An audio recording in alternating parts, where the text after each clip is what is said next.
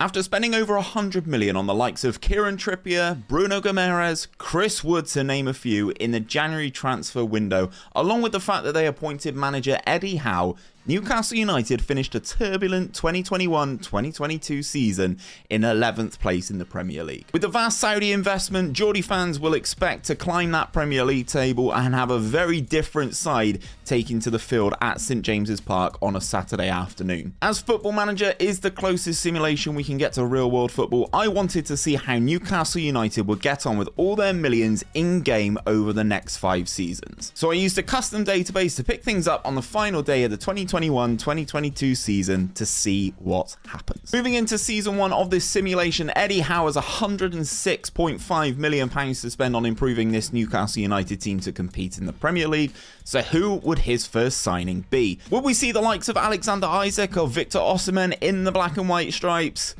No, they went and signed Andrea Belotti on a free transfer, who is an improvement in the striker department. I prefer really not to speak. If I speak, I am in big trouble. But not the name that Newcastle United fans will be wanting. Alongside Belotti, Howe added Florian Thauvin, Otavio and João Mario, dropping a casual £68 million in this first transfer window. At the end of the summer window, Newcastle sat in 8th position with 7 points from their first 4 games played. Let's simulate a little bit more and see how this first season pans out. Well, during simulating, it turns out things didn't go very well for Eddie Howe, and he was relieved of his managerial duties in the October. Is this a sign of things to come in real life for the Newcastle gaffer? Looking at the results, you can see why the Saudi owners decided to move on from Eddie, but who would his successor be? It took almost a month for Newcastle to appoint their new manager, but former Shakhtar manager Roberto De Zerbi is the man to take charge of the club as they sit in 16th in the Premier League. Luckily for De Zerbi, he had a World Cup break to work with his players, a World Cup that would see Uruguay come from behind in the final to beat Belgium 2-1 thanks to goals from Edinson Cavani and Luis Suarez. England, on the other hand, crashed out in the quarter-finals with a 1-0 loss to Spain. Man, I'm gonna break my monitor, I swear! It seemed like a change of manager had worked a treat as Newcastle saw 2 back-to-back victories in the Premier League against Brighton and Nottingham Forest, which did bump them up to 12th in that table.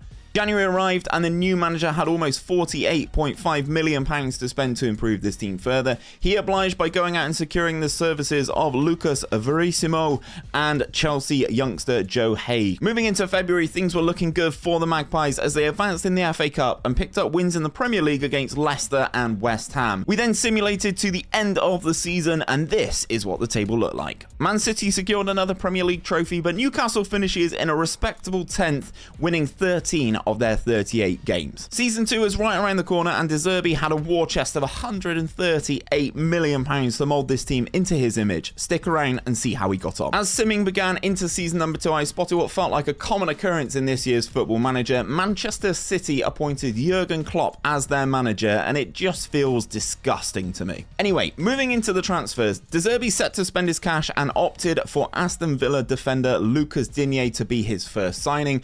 Digne was then followed by Swiss shot stopper Jan Sommer on a free transfer and Portuguese winger Rafa from Benfica. However, the season didn't start as planned as the Magpies suffered 2 defeats in their opening 3 games, drawing the other one at home versus Chelsea. So potentially not all that bad. He has to go, blood. He has to go. Further simulating occurred and the inevitable happened. De Zerbi was sacked by Newcastle in December because of their poor league position. So the question was asked, who is the next man into that hot seat? I looked at the club's finances and the new manager would have a cool £70 million to spend in January, and Marseille manager Georges Sampaoli took the job and Newcastle paid Marseille a whopping £13 million in compensation for the manager. Sampaoli spent some of the cash, first of all raiding Le Havre for youngster Abdullah Ba and signing goalkeeper Alex Merritt from Santos. Results varied throughout the course of the season, with Newcastle getting to an FA Cup semi-final where they took on Villa at Wembley, but they lose the game 1-0. In the Premier League, they finished in 12th, 2 places worse than season 1. Going into season 3, they're a little more reserved with their cash for their third manager in 2 seasons, as Sampaoli is only given £61 million to improve this squad. Despite the small transfer budget, this was the most hectic transfer window window we've seen, Sampaoli added 6 new faces to his squad. First up was Argentine defender Cristian Romero, who in this world didn't stay at Tottenham. Liverpool youngster Connor Bradley joined the club on a free transfer.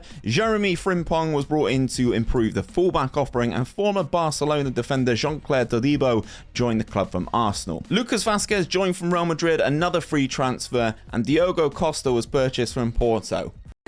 You're joking. Not another one?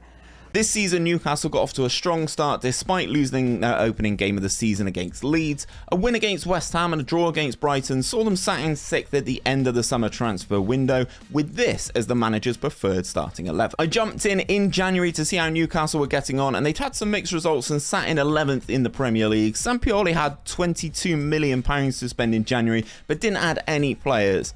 Off the field though, Newcastle now have state-of-the-art training and youth facilities. A very nice improvement. Fast forward to the end of the season and Newcastle finish in 12th with only 42 points and a minus 11 goal difference, so there's no surprise what happened next. Yep. It's time to go! Sampaoli was given the boot and Newcastle are looking for yet another manager. Whoever the next in line is, and the odds are suggesting RB Leipzig boss Roberto Mancini will have just shy of £150 million to spend moving into season number 4. The bookies were correct on this occasion, and former Italian national team boss was appointed Newcastle manager in 2025. Newcastle fans, would you be happy with this appointment? Let me know down in the comments. Mancini wasted no time spending that Saudi cash, adding Tyrell Malacia, Patrick Berg, Ilham Meslier and Alamas from Napoli with a total transfer spend of £167 million. It turns out the more you spend in Football Manager, the better the game thinks you're going to do, as Newcastle are now 33-1 to win the Premier League and are predicted to finish in 7th. Obviously, we check in at the end of the transfer window and Newcastle started the season unbeaten as we progress into September, and they sit in 8th in the Premier League table, and I have to say, I like this starting 11 that Mancini's rocking for season 4. Let's see how they get on. As we were simulating, just a quick note that Erik ten Hag didn't last long at Manchester United as he was sacked in December 2025, even though he guided them to the 2024 Champions League title. Ruthless from the Manchester United board. You just knew that was going to happen! That was going to happen! That's disgusting! Disgusting! Flash forward to the end of the season and the Magpies had their best finish in the simulation so far, climbing 4 places and finishing in 8th with 55 points. Mancini clearly made an impact defensively as keeper Diogo Costa finished top of the clean sheet charts. Shout out to him. As this is a Newcastle simulation, Mancini will have a casual £140 million to spend moving into our 5th and final season. Let's see what business he can do. Oh my, it finally happened. Someone signed Christian Pulisic. If you watch Twitch streams, you'll know what I'm talking about. He was the first signing of season number 5 after being closely followed by Ibrahima Konate, Anatoly Trubin, Vicario and Calvin Phillips. Now, I know what you're thinking. 2 more goalkeepers, and this is because Mancini actually moved goalkeepers on in this transfer window. He sold Diogo Costa to Manchester United for £106 million and Ilham Meslier to Chelsea for just under £16 million. Newcastle have dropped in the odds again and are now 16-1 to win the Premier League. Could this be the year that they take things to the next level? Well, looking at their results at the end of the transfer window, perhaps not after losing every game to start the 2026-2027 season. Big man thing, yeah? It's not looking good, bruv. It's not looking good. Mancini decided he didn't need reinforcements, so didn't spend a penny in January, and you can see why, as they are actually fighting out for the Europa League places with Chelsea and are above Liverpool in the table moving into February. Even though they were above Liverpool in February, Newcastle did eventually fall away from the pack and finished in 8th for the 2nd season running. Throughout the course of this simulation, Newcastle have gone through 4 managers in 5 seasons and spent in excess of £750 million on players just to climb up to 8th in the Premier League table. Will they do better than this in real life? Only time will tell.